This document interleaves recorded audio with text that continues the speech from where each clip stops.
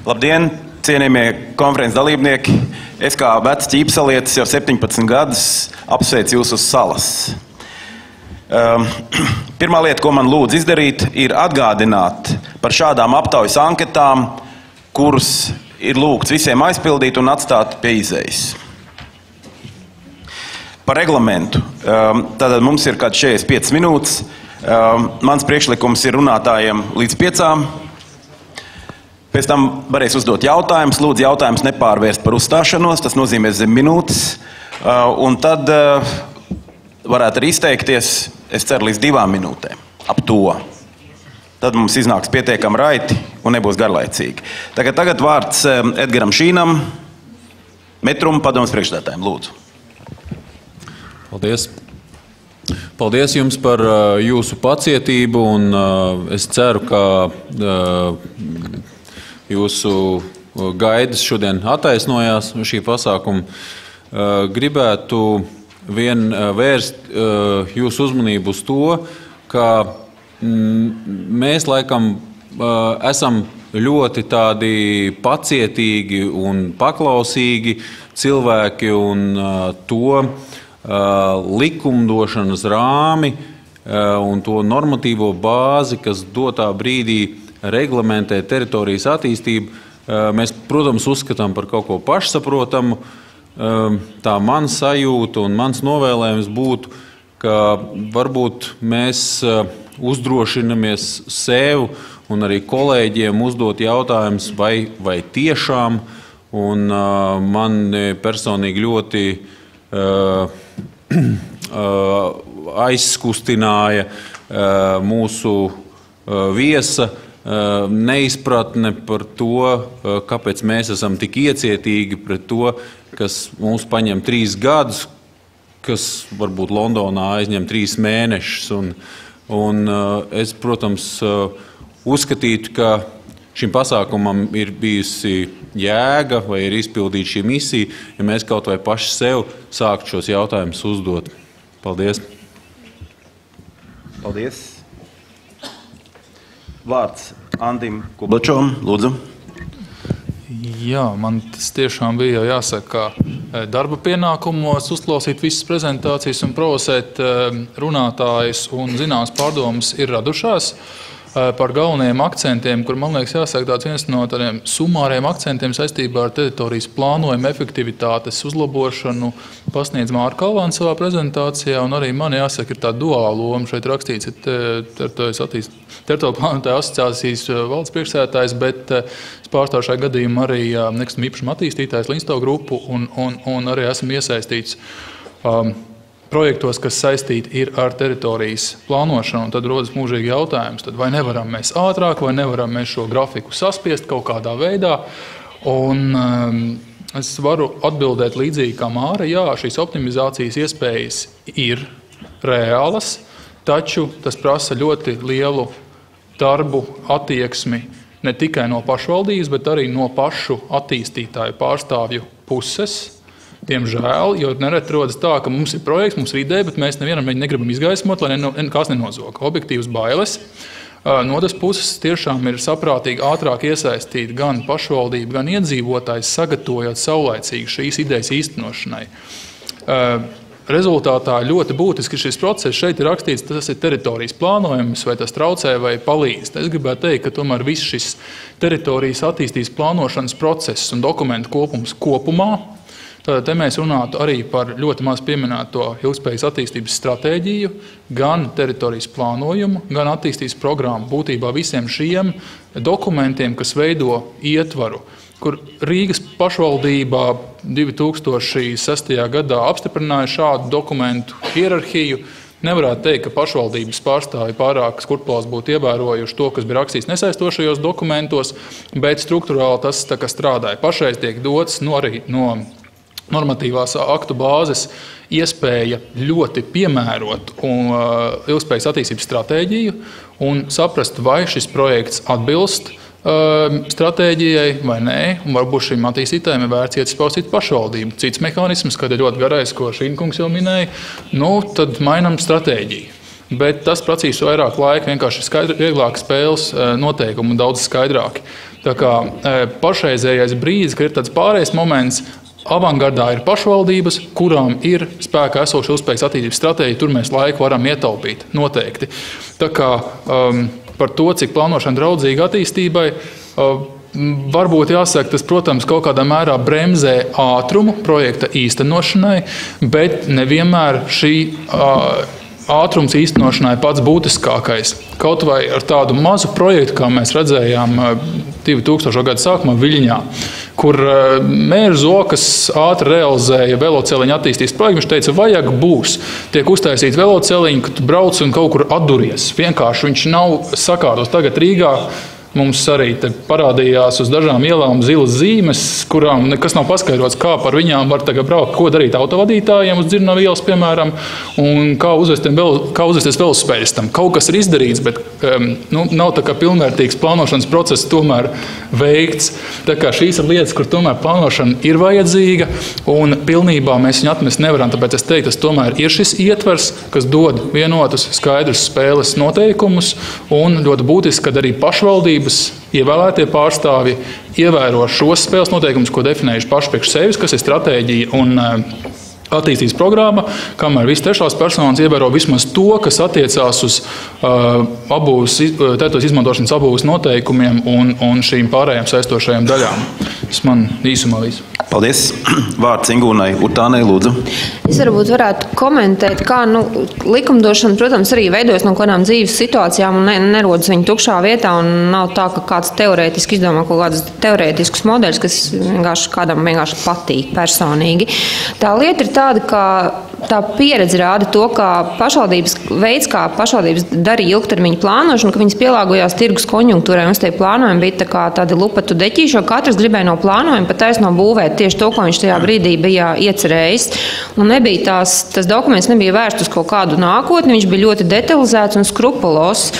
Tas, ko mēs gribējām panākt, lai tā plānošana paliek mazāk detalizēta, dod lielākas iespējas izvēlēties un rīcības brīvību, bet tad tur atkal apakšā nāk tā kaudzīta ar dažādiem dokumentiem, un tas atkal to procesu pastiep garāku, jo paralēli tam visam vēl mums ir tiesības sargājošās un uzraugošās iestādes, kas pasaka, ka visam ir jābūt caurspīdīgam, lai viss būtu caurspīdīgs, visam jābūt dokumentētam, un tas viss atkal prasa laiku un naudu, un mēs ar šiem tiem elementiem visu laiku mēģinam spēlēties, kā to padarīt optimālu.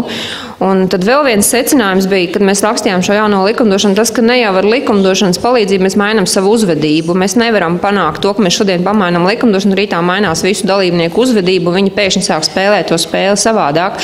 Tā tas nenotiek. Un ir ļoti labi, ka pašvaldībās ir pieredze šobrīd, un viņi sāk novērtēt, ka viņām arī ir pietiekami svarīga loma šajā procesā, un ka nav tā, ka katrs, kas sanāk ar iesniegumu, tas ir jāuzliek uz plāna, un pēc 3 gadiem atkal, mainās kaut kāda tirgus situācija, un tā izmantošana vairs nav laba, mainiet man tagad atpakaļ.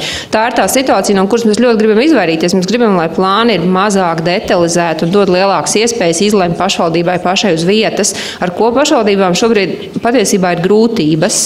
Un tāpēc arī ir tā, ka likumdošana nonākusi līdz tādai attīstības stadijai, ar kādu mēs varējām vienoties starp pašvaldībām, starp investoriem, starp uzraugošajām iestādēm. Mēs esam nonākuši kaut kādā tādā situācijā, kur mēs šodien atrodamies, kas, protams, nav tagad beigu punkts tam visam. Un tad mums kopā ir vienkārši jādomā par to, kā arī likumdošanu lobēt. Jo tad, kad mums likumdošana gāja, nevarētu teikt, ka mums bija daudz atbalstītāju un doma biedri, kas mums palīdzēja. Nebija tā. Sākumā visi izteica pretenzijas, un tad, kad mēs sēdējām un sākām rakstīt, tad to rakstītāji palika arī mazāk. Un Saeimā pavisam nenāca cilvēki mums palīgā ar šo te. Tā kā tas aicinājums ir tāds, ja teritorijas plānotāja asociācija un visi, kas šeit sēž un ir ieinteresēti, tad, ja mēs uzsaucam kaut kādu procesu vai sakam, ka tas ir jādara, tad arī ir jāmēģina iespringt un to arī uzņemties un kopīgi darīt vairāk. Jo mums šobrīd bijis tā, ka tā atbalsta mums ir trūcis arī daudzām idejām. Tā ir taisnība. Paldies. Vārds Gvido Princim. Labdien. Piebildi Ingūnai, daži izturēja līdz galam, kā teikt, likuma veidošanas procesā. Jā, paldies. Man tiešām prieks un gods būt šajā, manuprāt, ļoti vērtīgajā pasākumā, kurš cerams iegūs kā autori un idejas autori iecerējuši tādu ikgadēju formātu.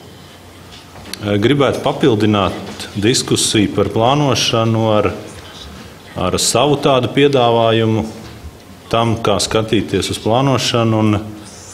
Un tas būtu tāds, ka veiksmīga plānošana, manuprāt, ir līdzīga kā veselīgs dzīvesveids. Ja? Ka veiksmīga plānošana noteikti uzlabo individu un sabiedrības kopumā pašsajūtu. Un kolēģi šeit, dažādu profesiju un speciālistu kolēģi noteikti uzbūvēs uz šo veselīgu dzīvesveidu tādu tēzi, var uzbūvēt kritērijus un indikātors, kā šīs lietas mērīt. Katrā gadījumā ir pilnīgi skaidrs, ka viens no tādiem veiksmes faktoriem, un es ceru, ka šeit zālē mēs ar paši varam pateikt, ka, ja mēs konstatētu, ka mūsu plānošanas sistēma ir veiksmīga, es domāju, ka mūsu pašsajūta būtu daudz labāka. Un tādējādi uzlabotos arī citi rādītāji, gala rezultātā pagarinot mūsu dzīves ilgumu, kas noteikti ir viens no plānošanas mērķiem.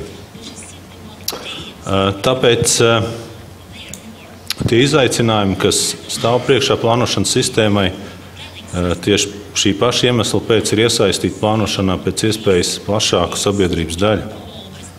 Un tas nav pašmērķis, bet tas noteikti ir jādomā ar domu pirmkārt, tātad radīt izpratni plašākā sabiedrībā par to, kas notiek, kā notiek, kāpēc notiek pilsētā. Un otrais, un droši vien pats galvenākais, iegūt sabiedrības līdzdarbību tajos procesos, aktīvu, ideisku, saturisku viedokļu līdzdarbību tajos procesos, kurus mēs daudzkārt apzīmējam kā attīstības procesus. Un kur, diemžēl, kā praksa rāda, daudziem, jeb dažiem sabiedrības pārstāvjiem nereti šķiet arī, ka ne attīstības process. Un šeit veidojās tās konflikta situācijas. Runājot par tiem galvenajiem izaicinājumiem, es domāju, ka es šeit diskusijai gribētu nosaukt 3. Es domāju, ka plānošanas sistēmas viens no galvenajiem izaicinājumiem ir spēt atbalstīt jaunas idejas. Nav šaubu, ka jauna ideja par to, kā uzlabot pilsētu dzīvi ir. Mēs viņus katru dienu redzam, daži no mums staigā ar šīm idejām. Nereti mēs sastopamies ar to, ka mūsu plānošanas un citas jaukas sistēmas, par kurām mēs šeit runājam, nespēja atbalstīt jaunu ideju īstenošanu. Es domāju, otrais ir būtiski, ir tā saucamā viensēta domāšana, jeb tā iekšējā pasaule, kur mēs vairāk vai mazāk esam katrs uzbūvēti. Mums ir grūti izkāpt no savas kastes, kā teikt, ārā un paskatīties uz lietām no citiem skatu punktiem, pievērsties vienam otram vairāk, domāt par to, kā mēs kopā jūtamies, kā kopā mēs varam veidot un veicināt mūsu pilsētas vietas, kur mēs dzīvojam. Un trešais noteikti IT risinājumi. Un IT risinājumi daudzos kontekstos, ja. Es domāju, ka šeit daļa no klātsošiem ir jaunās paaudzes, gan plānotāji, gan iedzīvotāji, gan aktīvi cilvēki. Un, kā mēs zinām, jaunā paudze arvien vairāk izmanto šo te IT vidi un risinājumus, ko tā sniedz, un var tikai sapņot vai domāt vai vizionēt to, kāda būs šī vide pēc 2, pēc 3 gadiem. Un tieši tāpēc ir ļoti svarīgi par tiem ilgtermiņa projektiem, kur šobrīd tiek uzsākti tieši IT jomā, tomēr ļoti, ļoti piesardzīgi domāt skatā uz nākotni. Un vēl gribēju pieskarties tam, ka man zināmā un saprotamā Eiropas Savienības līmeņa politika attiecībā uz dalību valstīm un attiecībā uz dalību valstu iniciatīvām par to, kā labāk dzīvot dalību valstīs, reģionos, uz vietām, ir tāda, ka Eiropas komisija vai Eiropas ierēģi vai Eiropas politiķi noteikti labprāt dzird ļoti labas idejas, kuras strādā lokāli, reģionāli. Ja? Un rokas ir brīvs vietējiem cilvēkiem radīt sistēmas vai radīt ietvarus, kuros pieņemt ātri, efektīvi, labus lēmumus, saprotams lēmumus, kur rada, kā teikt, labvēlību un uzticību sabiedrībā, un mēs spējam panākt labāku investīciju piesaisti un daudz citas lietas. Ja? Bet tās sabiedrības, kuras vai valstis, kuras netiek līdzi vai nav aktīvas vai nespēja iekšēji vienoties par jauniem labiem procesiem, diemžēl vai par laimi, tiek apdāvināts ar uzdevumiem un norādījumiem no Eiropas, un tie ir jāievieš attiecīgi pēc tās labākās izpratnes, kādu mēs uz vietas redzam. Tā kā es domāju, ka plānošanas sistēmai pārskatāmā nākotnē ir pietiekami liela izaicinājuma, un es tiešām cerētu, ka šāda formāta diskusija šī nebūtu pirmā, būtu nākamās, un mēs spētu veiksmīgi doties uz priekšu pie visām situācijām un arī viņas atrisināt. Paldies! Paldies!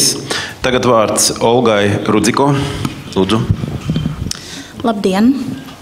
Es pārstāvu ProCapital grupu.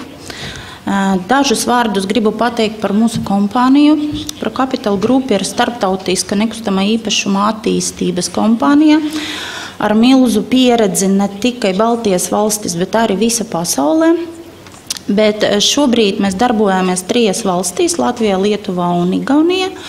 Un ceram tuvākajā laikā realizēt vēl diezgan svarīgus nekustamā īpašuma projektus. Es domāju, ka daži mūsu projekti ir labi pazīstami, kuri jau ir veiksmīgi realizēti. Es minēšu varbūt dažus no viņiem. Domena Shopping, tirdzniecības centrs, Stabu iela 19, pirmā rekonstruēta māja Jugendstilā, daži vēsturiskas ēkas Vecrīgā. Un šobrīd mūsu kompānijas īpašumā ir 3 teritorijas. Un tāpēc plānošanas process mums ir ļoti svarīgs un būtisks. Mēs kā attīstītāji ļoti labi saprotam, ka pilsētai svarīgas vai vēsturiskas teritorijas nevar attīstīt bez plānošanas, bez sadarbības ar pašvaldību. Bet tajā pašā laikā, diemžēl, mēs saskaramies ar to, ka tas process var ilgst. Un, ja ir minēti te 3 gadi, es varu pateikt, ka mēs šobrīd nodarbojamies ar teritorijas plānošanu 8 gadus. Un iet runa par mūsu diezgan lielu teritoriju, Klīversalas teritoriju, kur mūsu kompānija pieder vairāk nekā 50,000 kvadrātmetri. Viennozīmīgi šī teritorija ir ārkārtīgi svarīga Rīgai, jo viņa ir redzama no Vecrīgas, bet tajā pašā laikā mūsu investori būtu jau sen gatavi ieguldīt, attīstīt, sakārtot. Bet šis process mums ir ieildzis. Es negribu tagad teikt, kur ir vaina, analizēt, bet mēs ļoti ceram, ka tuvākajā laikā, pirmkārt pēc RVC plāna grozījuma pieņemšanas, kā arī pēc tam izmaiņām, kas ir notikušas, un tieši es runāju par to, ka detaļu plānojumi šobrīd pārgāja būvvaldes pārziņa. Mēs ceram, ka patiešām ļoti tuvākajā laikā mums sanāks uzsākt kaut kādus ne tikai plānošanas, bet arī projektēšanas reālas un būvniecības procesus. Paldies! Paldies! Mr. John Burrows, floor is yours. Thank you very much. I'm afraid I must admit that I wasn't able to hear all the presentations today. Due to the fact that there wasn't simultaneous translation, and I apologize for not speaking or understanding Latvian. But there were some very interesting comments made during the simultaneous translation. And I have 4 points, some of which have already been picked up by the panel. The first one, and again I apologize for my pronunciation, but Mara Kalvani from Metrum was saying that the long planning procedures are affecting inward investment.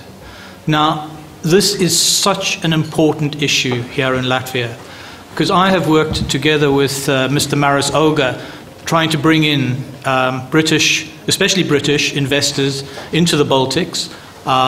We have spoken with French investors, and we are talking about conservative old-fashioned investors. But the problem is they look at it and they say, if it's going to take us 3 years to develop a plan with all that pre-development cost, we're not coming. And what they say is, you get it developed, you get it approved, and you start construction, and then we may actually look to give you some money. And it's both on the development side and the tenants. So unless the process is streamlined completely, I think that Latvia is going to continue struggling to get inward investment. I mean, I admire Pro Capital Group. I mean, obviously they have come in and they're one of the biggest developers in this country, but they're obviously slightly more risk-orientated. I'm talking about conservative, old-fashioned money from the British banks and the French banks, etc. And these guys have got money, although they're not giving it to us, the taxpayer in England, but they are actually ready to invest. And certainly over the next 2 to 3 years, when we get out to, say, 2016, there will be money all over the place. So unless Latvia in general, and Riga as the capital city, doesn't change unless it changes its mind and tune, it will lose out on that inward investment. The second point was made by Ilse Aigare, and she talked about the territorial, the detailed plan under the Construction Council, and then the local authority, and all these approvals. And I understand, well, I've seen it before firsthand, but each project can require up to 20 different approvals from different departments, ministries, etc. Now, again, sorry to go on about what happens in Britain, and I'm not trying to teach anyone here, I'm just saying this is the system we have in Britain. We have a government plan, or your territorial plan. We then have local authorities, and that's it. The local authorities, the planning departments, are responsible for the fire, the drainage, the police and security, the sustainability, impact assessments, everything. And so you submit your plans to one authority, and they go around collecting all the approvals, and then they come back to you and say, these are the comments from 16 different authorities. You have to fix those before you and resubmit. Or we get what we call reserved matters, which are kind of, we'll give you the approval as long as you promise to rectify these issues on your plan. As a result, it means that you can get going much quicker. And as I said in my earlier presentation, the whole thing of certainty, knowing that once you have an approval, it's not going to be taken away from you. So an investor feels comfortable as soon as he has his preliminary approval that he can start moving forward, even to the point of doing preliminary earthworks, underground construction, etc. And we have, in the UK, we have something called a legal bribe. I talked about bribery and corruption, but this is a legal one. We have a thing called Section 106, which is if you are doing, as I said to Edgar's earlier in the question, if you are doing something which is slightly different from what is stipulated on the zoning plan or the density plan, the local authority and the planners can take a view that actually they're prepared to change the plan slightly if you are prepared to spend £10 million on a new library or even a new school, nothing to do with your project. But there you can have your approval, but we want 10 million or even 1 million, depending on how serious it is. Again, I mean, it is obvious, it's related to the sustainability issues. It's not like they've got a free blank check that they can just change the town plan completely, ignore all the issues of environment, etc. But they're saying if it fits within the overall plan, the government plan, they will be prepared to make changes for a price. And as a result, this streamlines again the process, makes it quicker, makes it more efficient, and certainly it gives confidence to developers and investors that actually they're not going to have their time wasted. I'm not trying to pick an argument with the technocrats or the ministry planners, because it is a tough job. As I said again in my presentation, it's one of the biggest, you're trying to meet so many different criteria, and you are talking about what's happened in the past, what's happening now, but you do have to be looking at what happens in the future.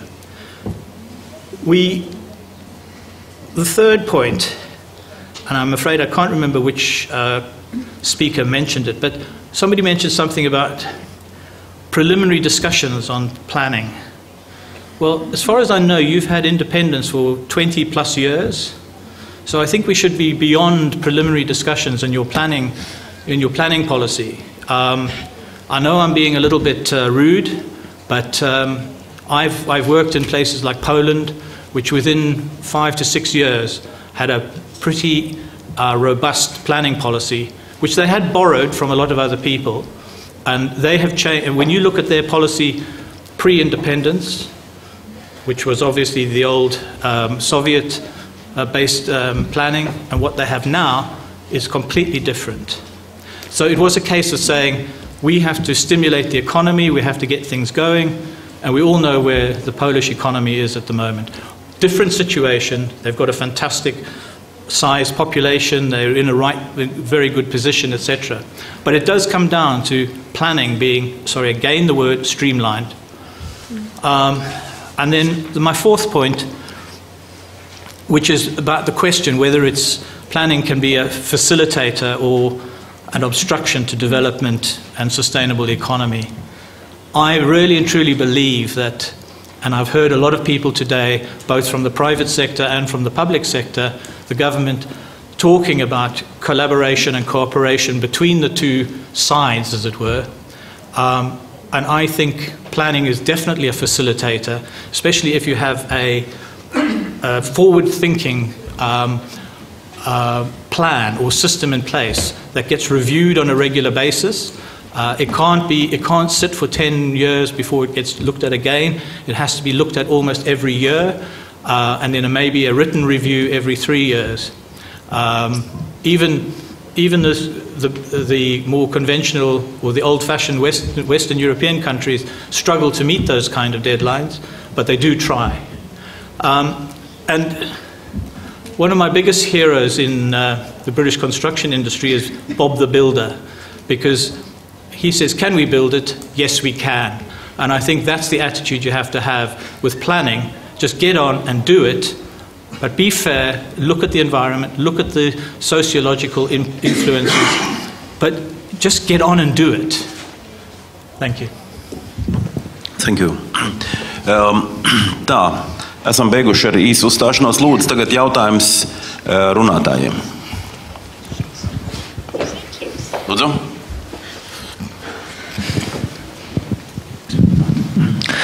Es uzdošu Latvijas, lai iztulkot lēnām mūsu cienījumam viesim. Question to Mr. Barrows.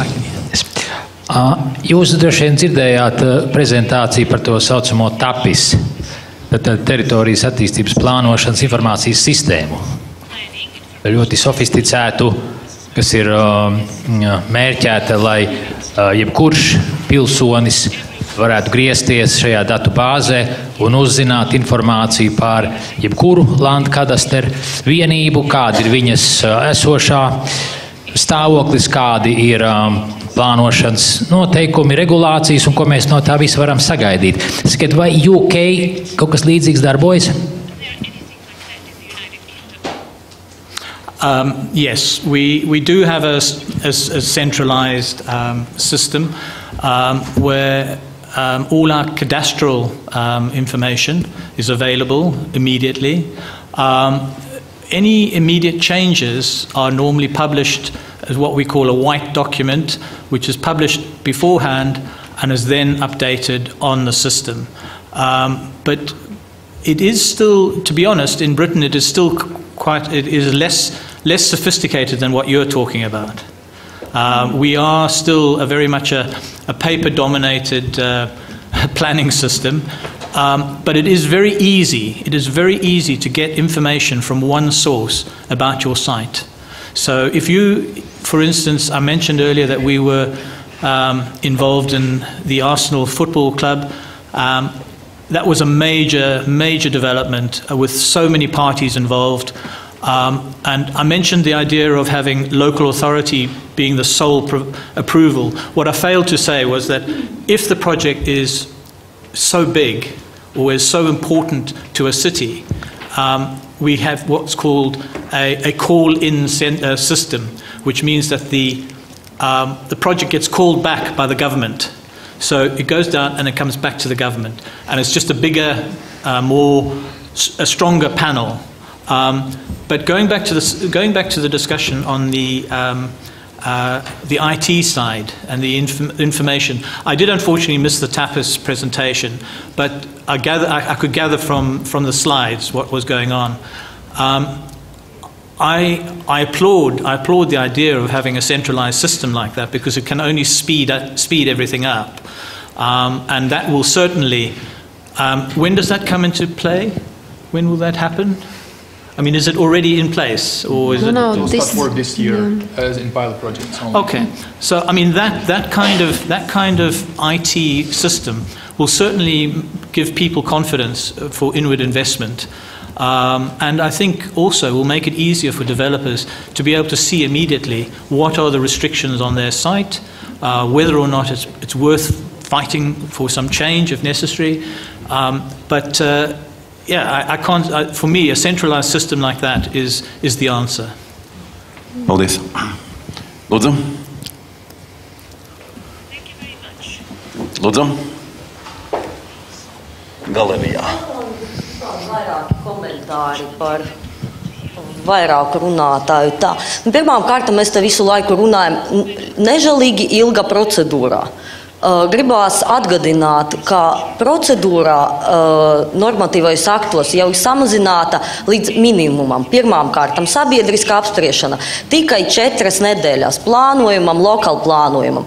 Obligātas institūcijas plānojumam, lokāli plānojumam tikai 5 institūcijas. Pārējais institūcijas izvēlās pašvaldība detāli plānojumam.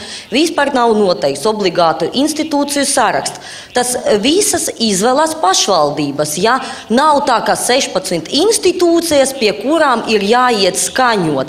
Tātad attiecīgi, ja RDPāts ir izvēlējis 16 institūcijas un dzena pāpli attīstītāju, tā ir tieši tā, tur vietējā līmeņa problēma. Otrām kārtām runā par to arī ļoti daudz līmeņu.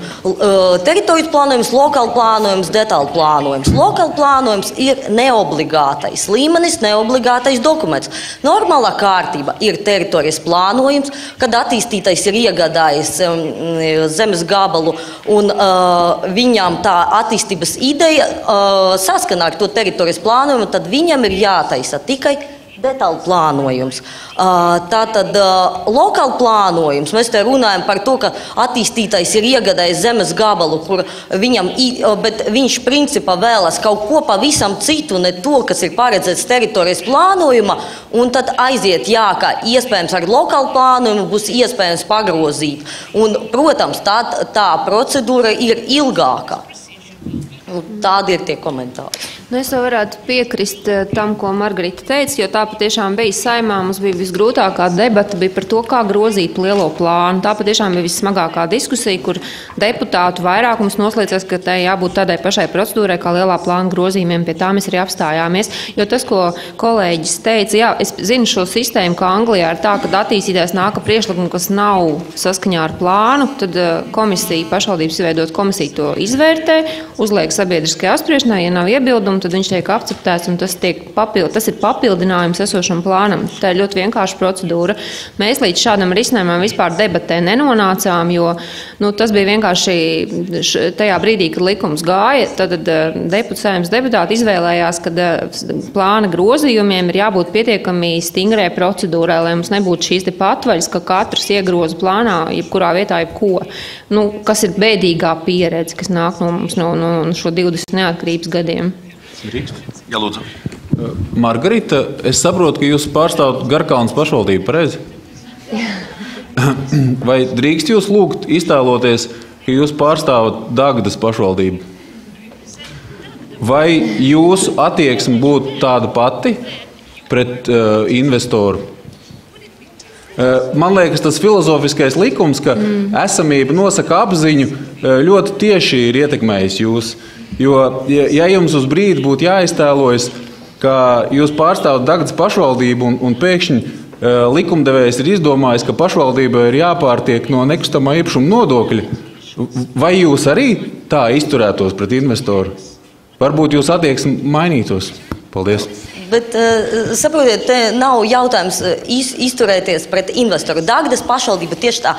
Iespējams, ka Dagdas pašvaldība nebūtu saplanots tik smalki, kā mēs arī teicam, tagad tas plānošanas sistēma tāda elastīgāka. Jā, Tur jūs varētu atnākt ar to lokālu plānu. Te arī ir tas diskusijas, viņas vēl nav beigušās par to, vai ir nepieciešams pēc lokāla plānuma. Šobrīd, jā, ir tāda sistēma. Pēc lokāla plānuma jāizstrādā detālu plānojums. Margarita, es atvainojos. Piedodiet, lūdzu, bet es domāju, ja jūs strādājat Dagdas pašvaldībā, tad jūs iet pie investora, nevis investors iet pie jums. Piedodiet, es nestrādāju Dagdas pašvaldībā. Paldies. Lūdzu.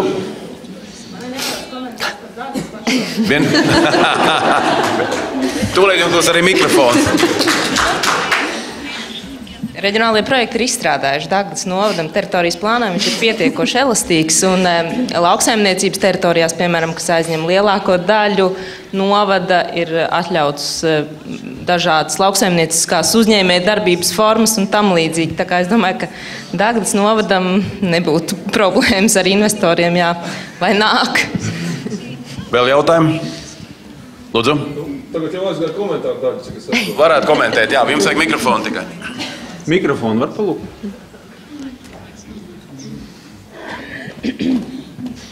Ivars Liepas, jā, Domus. Ja aizgāja komentāru daļu, tad es gribētu dažas konkrētas lietas kā papildinājumu Māras Kalvāns prezentācijai. Māra Kalvāna jau kā kārtīgs cilvēks, viņa ļoti prasmīgi sabalansēja tur to medutiņu ar to darbu, jā, kad kopbildi bija ļoti pozitīvi. Es gribētu par tiem darbu spilieniņiem jau dažiem konkrēti. Es gan šī zvaigžņotajā sabiedrībā drusku slikti iedaros, jo es neesmu ne arhitekts, ne teritorijas plānotājs, pat ne jurists, bet man patīk, un es esmu bišķi iemācījies lasīt, un šādi tad par lasīto arī padomāt. Un kā tas viss strādā manās acīs. Ja? Piemēram, daudz apspriestais teritorijas attīstības plānošanas likums, kas jau mums, ar kur mēs dzīvojam jau pusotru gadu. Visiem ir labi valstī un pašvaldībā sakārtot plānošanas procesu, plānotājiem vairāk darba, bet es atļaušos kādu citātu un tad savu īsu repliku. 28. pāns. 4. punkts. Detālu plānojumu izstrādi noteiktā apjomā var apvienot ar būvu projektēšanu, nodrošinot sabiedrisko apspriešanu atbilstoši normatīviem aktiem. Kā jūs domājat, cienītā auditorija, vai šis strādā? Es varu atbildēt par divām pašvaldībām. Par Rīgu un Mārupu šis nestrādā. Jo Vircau kungs un Lismans kundze, diemžēl, bija spiest noplātīt rokas. Diemžēl, ka viņi nevar abi divi apstiprināt man vārdu patiesi, jo pretī stāv vispārīgo būvnoteikumu 35. punkts. Zinām to. Šito mēs varētu komentēt tādā veidā, ka, jāsaka atkal, nevar jau novelt visu vainu uz Saeimu, bet tiešām tā notika, būvniecības likums iekavējās par 2 gadiem. Mums tie likumi gāja kopā. Ja viņi visi būtu gājuši tā paketi kopā, kā tas sākās, viss būtu kārtībā, un būvnoteikumi jau sen jaunie būtu pieņemti, bet šobrīd jauniem būvnoteikumiem tikai darba grupa ir izveidota. Ir tā kā ir. Jā. Cik jūs prognozējat, ka tad varētu izlabot šo kļūdu? Šogad vajadzētu tiem vispārīgiem būvnoteikumiem būt izstrādātiem. Tas nozīmē, ka viņi būtu jāpieņem šogad tā kā pēc plāna. Viņiem jau sen vajadzēja būt pieņemtiem, bet tas vienkārši nav noticis, tāpēc, ka likums būvniecības vēl ir 3. lasījumā Saeimā joprojām. Tas, diemžēl, ir ļoti ievilcies. Man mulsina tas, ka abu ministriju, gan varam, gan ekonomikas ministri ir no vienas smilškastes, atvainojos, no vienas partijas. Vai tad viņi sastrīdējušies savā starpā? To jūs varat tikai viņiem pajautāt, jo mēs par likumu virzību nevaram ietekmēt. Mēs, ministri, lai stāstītu, kā valsts pārvalde strādā, mēs likumu varam iesniegt kabinetā, un tālāk tas ir atkarīgs no Saeimas, kā viņu darbojās. Mēs tur tālāk šo procesu nevaram tieši ietekmēt. Labi. Tā tas ir. Atbildi pieņemt. Tā, teritorijas attīstības plānošanas likumu un 711. ministru kabineta noteikumu kopums, lokāla plāns, detāla plāns. Gadījums no dzīves. Tad investoram ir attīstības priekšlikums, vīzija, kam viņi stingri tic un zina, ka viņi to grib realizēt. Teritorijā kurā viņi to grib realizēt.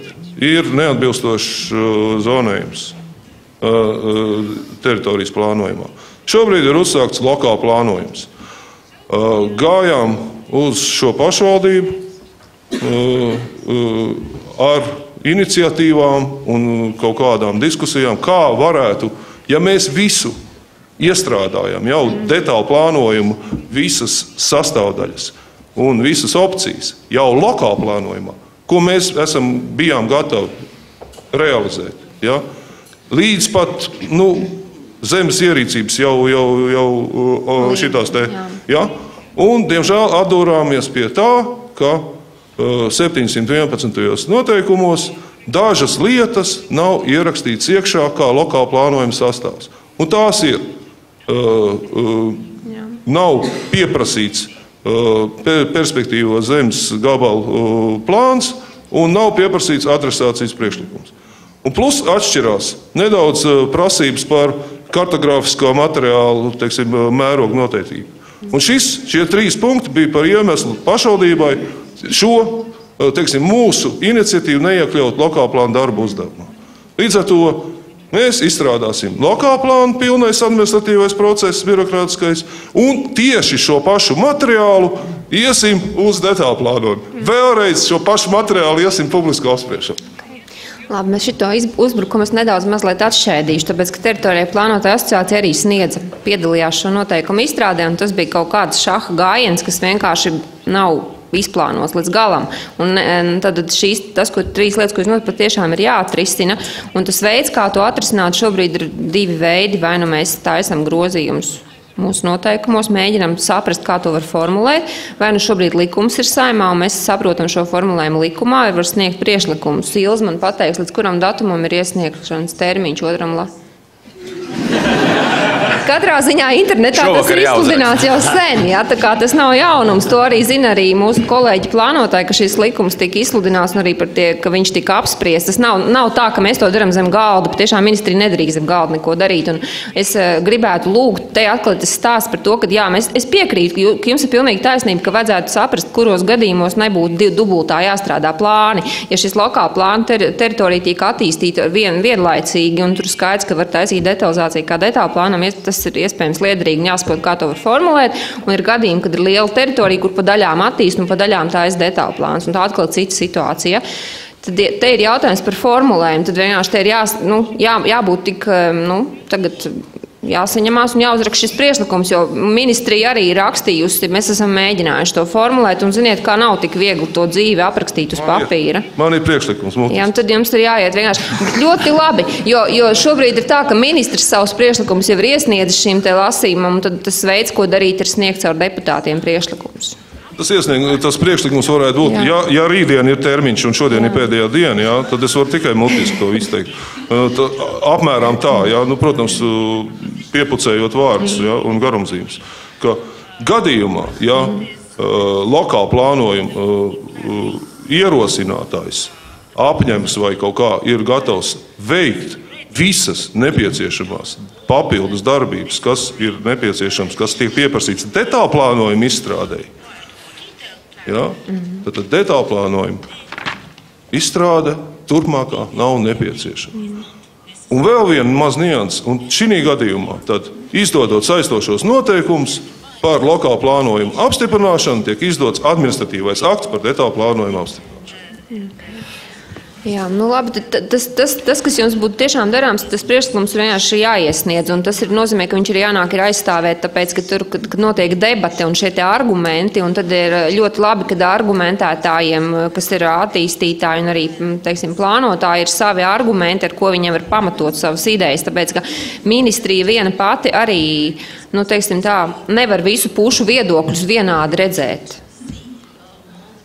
Bet varbūt asociācija var iesniegt tomēr šādu priekšlikumu šovakar. Tas bija mans uzaicinājums, jo viena lieta ir privāta persona, tur Ivars Liepa, un asociācijai pilnīgi cits kaut kāds svars. Jā, ja reiz asociācija tiek pieminēta, acīm redzot, man vajadzētu kādu vārdu teikt, bet jāsaka tā, ka to, ko es savā ievadrunā konferencē minēju, ka pašiem asociācijas locekļiem tur vienota viedokļa diemžēl nebūs.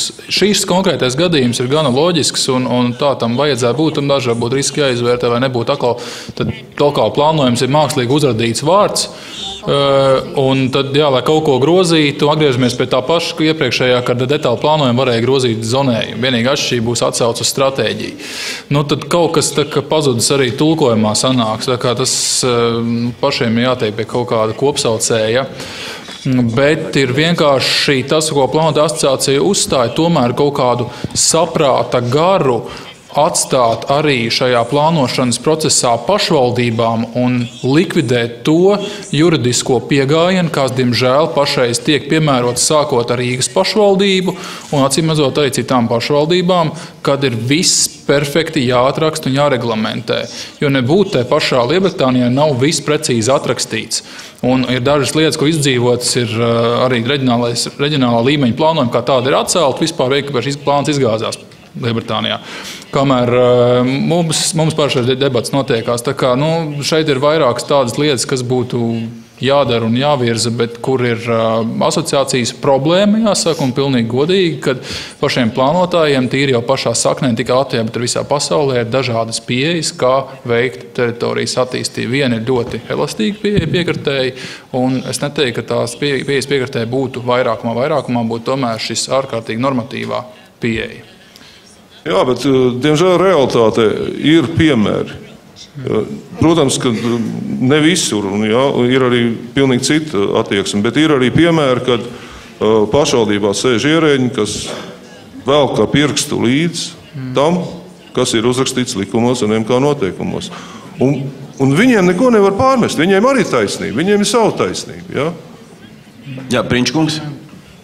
Jā, viens komentārs vienkārši. Es tomēr aicinātu uz šīs diskusijas, manuprāt, tomēr diezgan neauglīgas. Mēs šādā veidā varētu turpināt vēl stundām. Es domāju, tomēr bāzes mēģināt rast kādu risinājumu. Un tas, ko es piedāvātu, tomēr veidot uz šī formāta, kādā mēs šeit esam, manuprāt, ļoti nozars reprezentablā, no dažādām pusēm, dažādi cilvēki ar dažādu pieredzi, dažādu skatu. Ja? Tomēr veidot regulārus tādus pārskatus, situācijas novērtējumu, publikas viedokļu mērīšanu, labsajūtas mērīšanu, kā mēs jūtamies tajā plānošanā. Ja? Jo pretējā gadījumā zemes īpašnieki, attīstītāji un iedzīvotāji, turpina, dedzināt ogles un savukārt, ierakuma otrā pusē valsts un pašvaldība turpina būvēt aizsargtorņus un nekas pēc būtības nemainās. Ja? Tā kā tomēr, ja var vienoties par kaut kādiem tādiem, varbūt sākumā vienkāršiem kritērijiem un indikatoriem, kur tomēr liecināt par to, ka lietas uzlabojās. Ja? Paldies. Paigls kungs. Paldies. Laikam, Hurtānas kundzei, man ir tāds jautājums, ka no pieredzes, ka daudzus gadus, piemēram, Saukrasta pašvaldība, kurā ir teritorijas plānojums un visas zonas, abūves zonas ir skaidri nozīmētas, ja? Pieprasa tiem īpašniekiem detaļu plānu, kurš ir viena zemes gabala robežās. Un tikai tādēļ, lai apstiprinātu, ka tur paliks neskarts dažas priedes, ja, ko var faktiski ierakstīt arhitektūras plānošanas uzdevumā.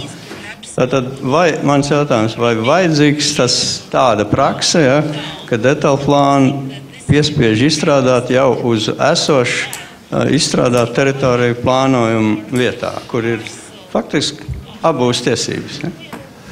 Tas man liekas galīgs absurds. Kas atbildēs? Man tagad es tā mēģinu saprast to jautājumu, kāpēc viņi tā rīkojās, jo es arī nevaru saprast tieši to. Arī var kokus saglabāt.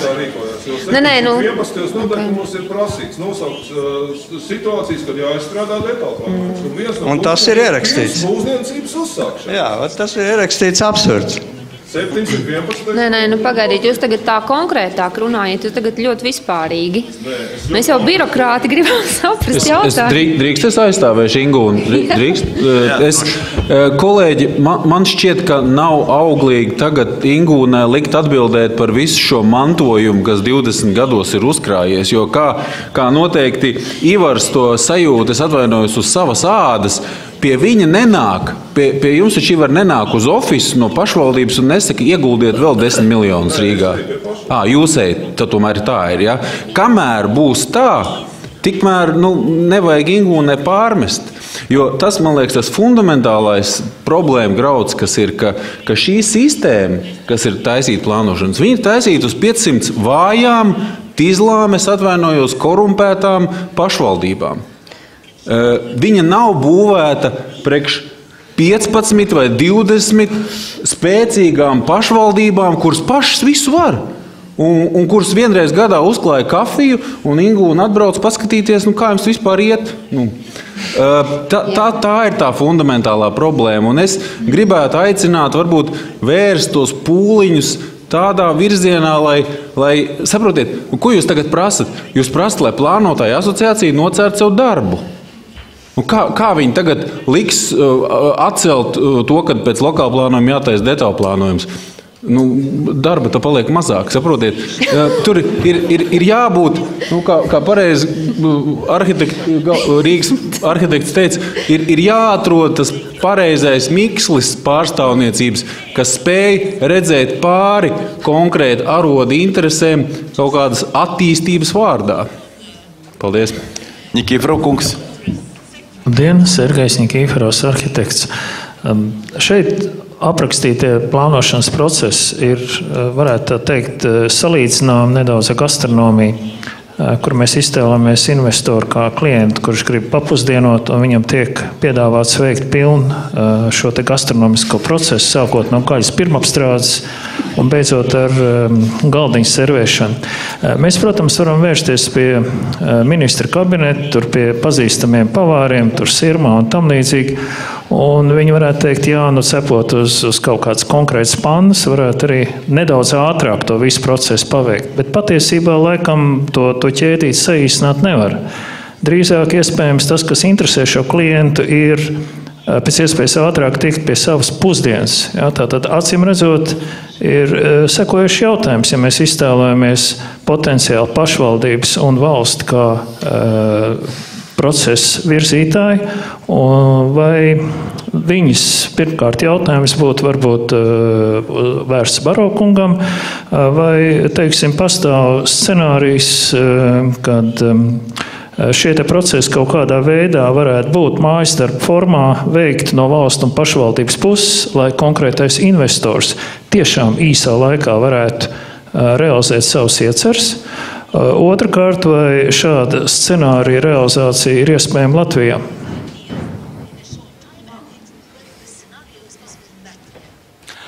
I do think it is possible. In many countries that we work in, and I think it's an issue that possibly should be cultivated here in Latvia, is that I think it is the responsibility of the developer and the investor and their professional teams to start to talk with the planning authorities early in the process. Because it's useless doing your own thing for however long, coming up with a scheme that you think is perfect for the site without any consideration, even though you are planning to make changes, without consideration of what the planners actually think or believe. Because there are obviously issues that might be under thought at the time, which haven't come out yet. And we find wherever we go in the world, doesn't matter which country it is, we sit down with the planners as soon as possible, normally with a local partner, so we can understand. But we sit down with the planners right from the very beginning and discover any of the issues that are there and the problems. In that way, if all the developments and all the projects here in Latvia were carried out that way, I think it would give the planning authorities much more of an understanding of the problems of pre-development. Because there is a lot of money spent in pre-development. And a lot of times people just think of the cost of the construction, but actually some of these projects, especially if you're talking 3 years, can mount up to huge amounts of money, which may result in nothing. So I think it is part of the professionals' responsibility, as well as the investors and the developers and their agents, to start discussing in a much more open forum with the planning authorities. And that is done in my country, and it is done in most countries that we've worked in, and most times the planning authorities will say, yes, please come and talk. And I think that does short-circuit the issue. You might not get the answers you want, but at least you know where you stand very early in the process. Thank you. Lūdzu. Labdien, plānotāji no Ķekavas pašvaldības. Man ir piedāvāts risinājums, kā nestrādāt šos divus plānošanas dokumentus, lokālu plānojumu, pēc tam detālu plānojumu. Jo tā būtiskākā atšķirība, ko sajūta investors, ir netiek dalītas zemes ar lokālu plānojumu un adresācija. Ja detālu lokālu plānojums ir pietiekoši detalizēts, kas risina visus pārējos jautājumus, zemes sadalīšanu var risināt ar zemes ierīcības projektu. Tas būtu tāds risinājums attiecībā uz Liepes kunga problēmu. Paldies! Komentārs nebūs. Jūs gribētu? Bet mikrofonu vajag.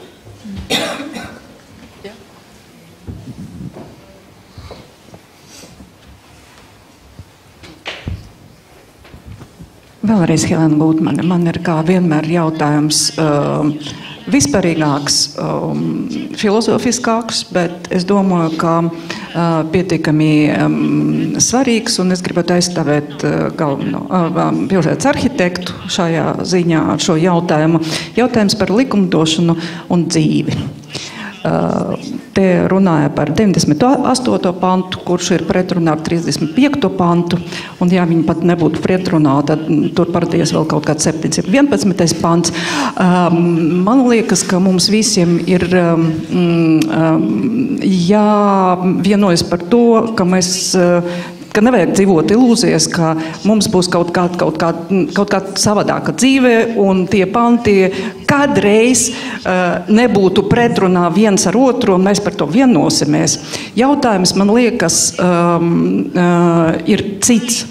Mums ir jāsaprot, ko darīt un kādus instrumentus pielietot laikā, kamēr notiek bezgalīgas diskusijas par likumdošanu, pantu neatbilstību un tā tālāk. Kā dzīvot ikdienām.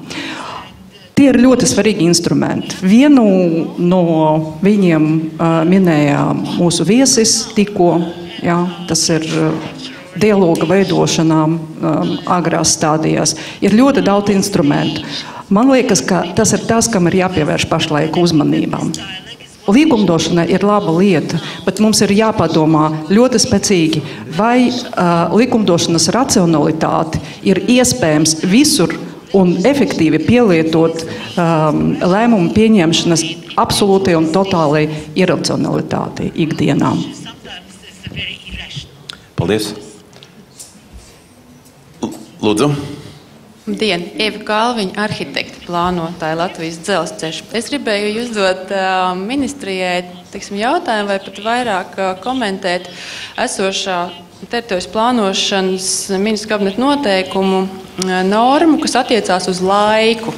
Jo šobrīd ir tāds prasība, tāda norma, kad saistošie noteikumi stājas spēkā tikai 2 mēnešus pēc viņa pieņemšanas, vai varbūt vēl ilgāk, ja kāds ir sūdzējies. Tas nozīmē, ka, piemēram, Rīgā, ja arī jūnijā pieņem šos saistošos noteikumus par vēsturiskā centra grozījumiem, labākā gadījumā viņus varēs sākt piemērot tikai septembrī. Tad, jautājums un arī tāds, varbūt komentārs, kas jūs mudināja, kas bija tas pamatojums, kāpēc šāda jauna norma tika iestrādāta, kas līdz šim praksē nebija? Te ir ļoti vienkārši atbildi. Sākās krīze, un mums vajadzēja saprast, mēs pirms tam ministrija vērtēja visus pašvaldību teritorijas plānojumus, kuri tika apstiprināti, viņi izgāja šo vērtēšanas procesu, un tad, kad šī vērtēšana bija izdarīta, un pašvaldība veica nepieciešamos labojumus, ja tur tādi atradās, tad plāns sāk darboties, bet tā kā notika visa veida optimizācija, gan ierēģu skaita ziņā, gan arī dokumentu apstrādes vajadzēja optimizēt, tad izvēlējās sistēmu, pēc kuras vērtēšana notiek tikai tad, ja ir sūdzība. Tātad, ja par jūrmālas plānojumu pieņemsim iesniedz sūdzību, tad mēs viņu vērtējam. Ja iestājās tas klusēšana, piekrišana, tad saistošie noteikumi stājas spēkā, un tādā veidā vienkārši tika tieši tā ir resursu taupības dēļ šāda te veida sistēma tika izveidota. Tas arī varbūt ir arī pareizi, tāpēc, ka tas vērtēšanas mehānisms viņi paši neatzinām par īpaši efektīvu, mēs vērtējām procedūras, un tātad mēs secinājām, ka sabiedrība var uzraudzīt šo procedūru atbilstību, attiecīgi vai nu sūdzoties vai klusējot par to. Margarita, lai paldies. Teikt. Lūdzu.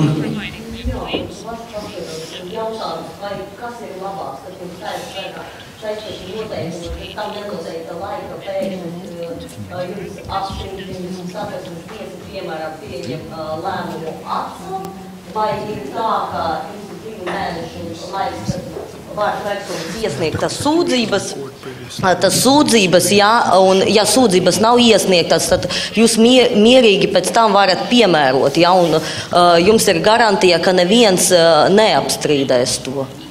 Tas ir tas iemesls, lai nodrošinātu to tiesisko stabilitāti. Uzrakst pēc 5 mēnešus. Paldies 3 mēneši nekāds stabilitāte. Jā. Un 26. pāns saka, ka ministrs var pusgadu aptuveni. Tātad pusgadu nekāda stabilitāte nav. Vecais plāns ir spēkā. Mums jāsāk tā kā tojamies jau vakaram un tumsai. Jā, Vēnis Diriksons, arhitekts, plānotais. Es patiesībā šodien vairāk novēroju to, ka šis vairāk bija tā kā plānotājs stāstīja, ko viņi dara, kāpēc viņi dara, vairāk bija pa plānošanu, bet es ļoti biju cerējis vairāk to diskusiju no tāda tēma, kāds ir potenciāls dažādas strateģiskas mērķis attiecībā uz pilsētu plānošanu, piemēram, kompaktu pilsētu vai citas lietas, realizēt, sadarboties ar attīstītājiem, kas patiesībā ir, tādā lielā mērā, būsim godīgi, tas ir tas koks tajā mežā. Jo ne jau pilsēta pati būvēs tās ēkas, kurās cilvēki dzīvos.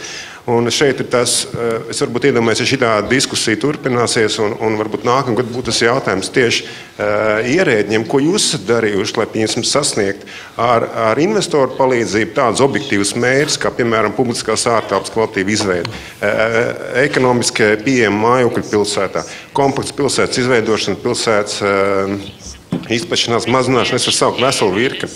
Ko jūs esat darījuši un ko vajadzētu darīt, un tas būtu manā skatījumā ļoti interesanti tēma. Paldies!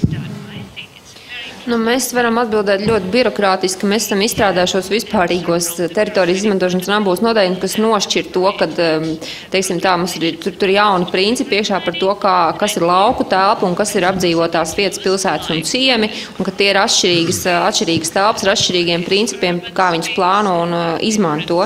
Tas ir viens tāds būtisks, par pilsētu vides kvalitāti arī šī noteikuma diezgan daudz ko pasaka tā kā vadlīnija veidā priekšā, kas ir labas plānošanas principi un kā tos pielietot, bet šī te patiešām ir pašvaldības kompetence, kā mums likumos noteikts, ka tā ir pašvaldības ekskluzīvā kompetence, un mēs patiešām vairāk arī sagaidām no pašvaldībām šajā jomā darbību. Paldies! Es domāju, ka būtu tā kā laiks beigt vēl kāds, ārkārtīgi grib izteikties. Lūdzu. Sveiki visiem. Man jautājums Andim Kuklačam. Stāties priekšā, lūdzu. Juridis Šterns. Nesen bija Lucavas salā, un tur vienā pusē ir izveidots parks. Jāatzīst, ka ļoti labs, tur ir peldvieta arī suņiem, bet kas notiks tuvākos gadus ar Lucavas salas otru pusi? Skatījos, tur ir veci tilta balsti un tādi betona kluči. Autostāvēs laukums no plānošanas viedokļa. Es tomēr izvairīšos no šīs atbildes, jo es nepārstāvu Rīgas pašvaldību. Tad, kad es viņu pārstāvēju, tad bija varbūt cits stāsts. Tad bija Las Vegas, domā, tur, kur ir tagad parks. Bet, ja Gvido kaut ko var nokomentēt, tad lūdzu. Nekādas, man liekas, plānojumā tur būtiskas izmaiņas nav mainījušās, kā Andris teica. Tur tā ambīcija ir pietiekami liela iespējama. Tas, kas mainās, un to jūs pamanījāt un atzīmējāt, un es saprotu, ka kā labu esam, tad faktiski bez plāna mainīšanas ir noticis process, kurā cilvēki, Rīgas pašvaldības vadība ir apzinājusies situāciju, kāda ir vajadzīga, un faktiski vietā, kur var notikt ļoti intensīva, ambicioza attīstība, ir izveidots parks. Un papildus tam ir kalpojis vienkārši šis plūdu riska modelis, kas pierādīja īpaši dārga situācija priekš būvniecības. Līdz ar to tiek meklēt kā cita risinājuma. Un cik man zināms, tad attiecībā uz saules atlikušo daļu noteikti arī krīze ir ieviesusi savas korekcijas un tiks meklēt droši vien jauna attīstības scenārija, kas redzēsim, kā ies. Ja? Patreiz tur nekas plānā, nekas nav mainījies, domas un idejas ir dažādas. Paldies. Tad visbeidzot vārds Edgaram Šīnam. Gribētu vēlreiz pateikt paldies visiem, kas bija ar mums šodien. Paldies par savām sajūtām, ko jūs neslēpāt, par idejām. Es ļoti ceru, ka mums starp to pasākumu, kas jau ir ieplānots nākošā gada maijā, pēc jūsu ierosinājuma vēl būs kaut kādi pasākumiņi, kur mēs varēsim uzturēt šo dialogu un turpināt sarunas.